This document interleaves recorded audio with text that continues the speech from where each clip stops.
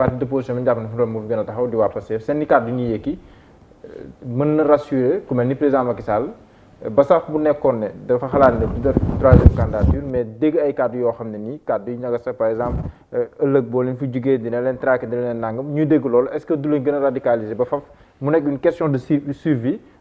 soobu si troisième candidature. ci jamono stratégiquement doon na wax ne il aurait fallu peut-être plus de subtilité dans le discours parfois mais il faut comprendre une réalité mooy la génération d'acteurs politiques bi amoon il y a longtemps xaw na wute ak génération bi benn ñaareel bi le Cheikh Sonko Ousmane dafa ñëw ci contexte ba nga xam ni jërëjëf Ousmane Sonko dafa ñëw ci contexte boo xam ne dafa am benn image mu ñëwee et c'est une image boo xam ni bu noppee di ci àddoo noonu ci image boobu parfois ça peut être difficile vu cible bi nga xam ni moom lay communiquer souvent et quand je dis cible la cible directe ce sont les jeunes la cible indirecte peut-être mooy les sympathisants d'autres âges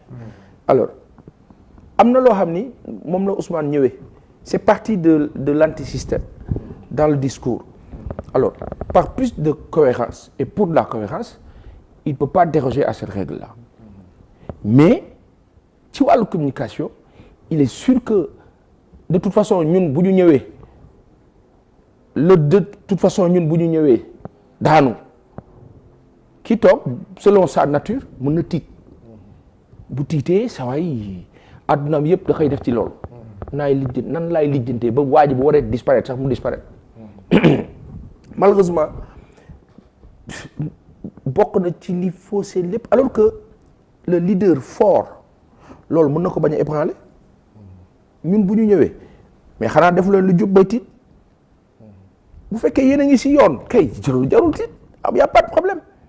mais politicienne bi boo ci duggee mais di nga def ci lu dul yoon di nga def lu dul yoon naka su dul noonu waaw bu fekkee nag ki nga ko seexal muy sa adversaire nekk opposant xam na lépp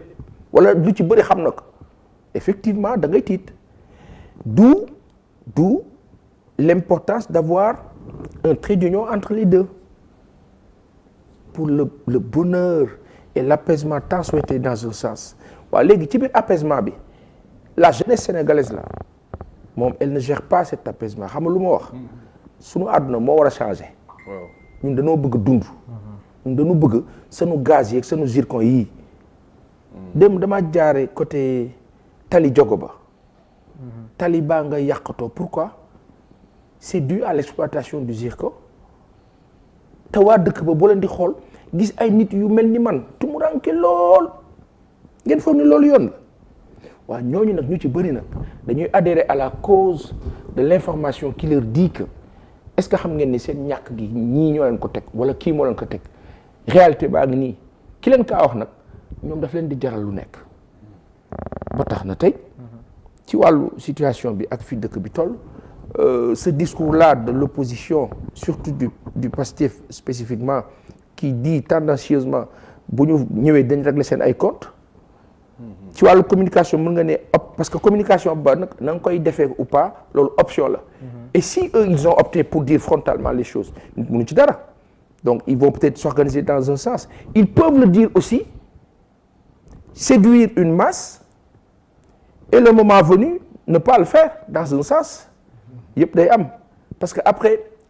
ci quoi loolu moom mën sañ na ma kaa wax ci bi nga toogul ak bi nga toogee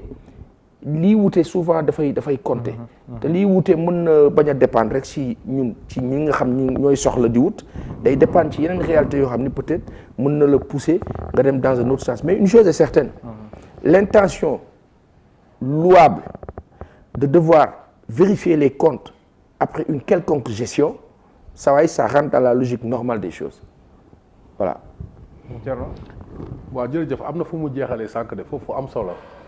nee na li gars yi di wax naan dañuy topp rek la ay compte mën nañ ko kii quoi reddition de compte mën nañ ko bañ a def en pas Assane su ma déggee baax donc loolu man fa laay commencer xam nga waa ji pas que mën nañ ko bañ a def c'est-à-dire que mën nga ñëw confronté wu à des réalités qui feront que même boo kaa def ni nga am ni nga kaa defee xam nga waa ji da doon sulli ay néew muy sulli ay néew di sulli ay néew ba si ak di sulli ay mbokkam subhanallah. waaw ay néew yoo xam ne mbokkam lañ mu taxaw nag arrêté sulla bi xam nga tubaab bu daan souvent kafaar du sore loolu quoi cadavre kii quoi secret de cadavre dañu des secrets de cadavre sous le placard mooy ay scandale rek dégg nga fii tamit mën na jël néew comme cadavre léegi fii cadavre yi xam nga fu mu commencé c'est-à-dire que ku mel ni Barthélémy Dias laa gis na offre nañ ko benn prisme bu garaaw tey xam nga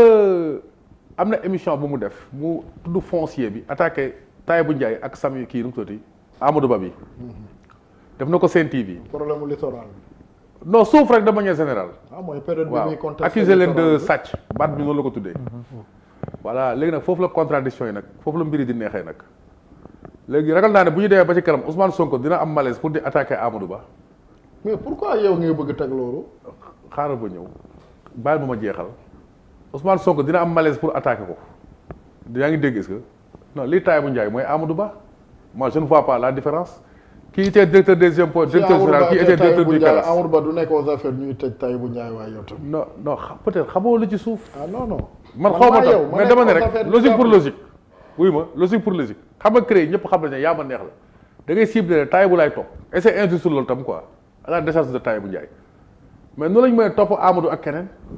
c'est au bon ça dépend du bon vouloir de Macky Sall. mais Amadou lan la moo doon directeur général bi ah. mon directeur général. waaw mais Tahibou moo doon.